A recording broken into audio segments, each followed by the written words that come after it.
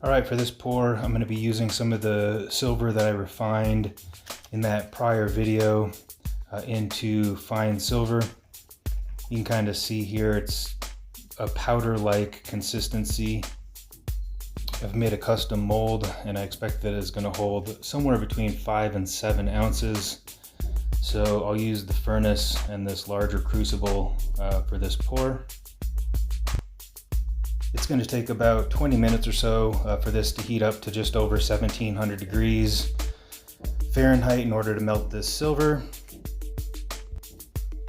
Here's another look at that powdery silver that you get after the refining process.